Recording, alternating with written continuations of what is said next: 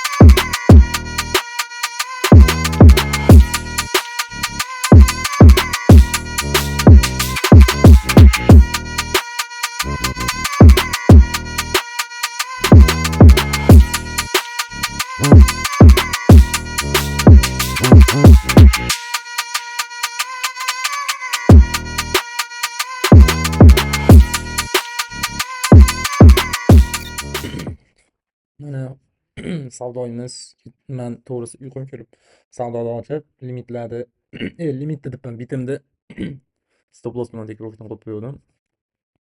Bitimim mana ko'rsataman hozir. Bitimim ikkita ochdim. Ikkalasi ham stop loss oldim. Alhamdulillah foydaga ham zararga ham men roziman. Hech qachon norozi emasman. Xudo xolasa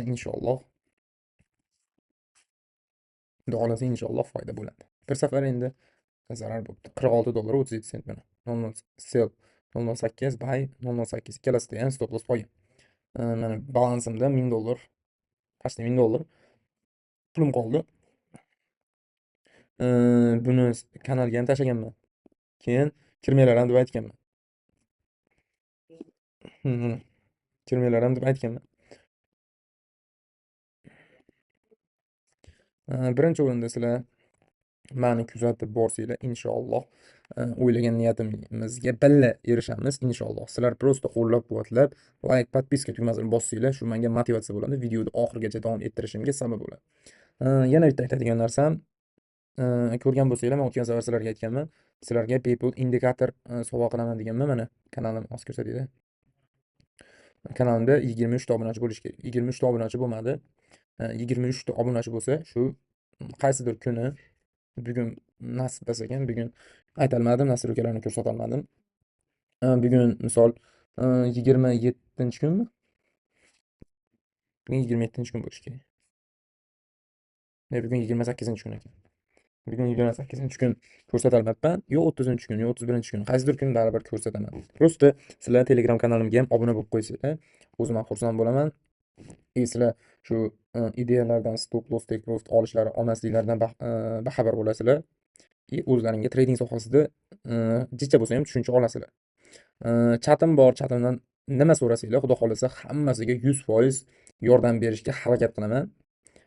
Sizlar birinchi o'rinda kuzatib, mani поддержка qilib tursanglar, inshaalloh hammasiga birga erishamiz. Qani bo'lmasam keyingi kun gapimni adashtirib qo'yyapman. Keyingi kun tomon harakatda bo'lamiz. Hammaga rahmat, sog' bo'linglar, salomat bo'linglar. Kuzatganinglar uchun rahmat.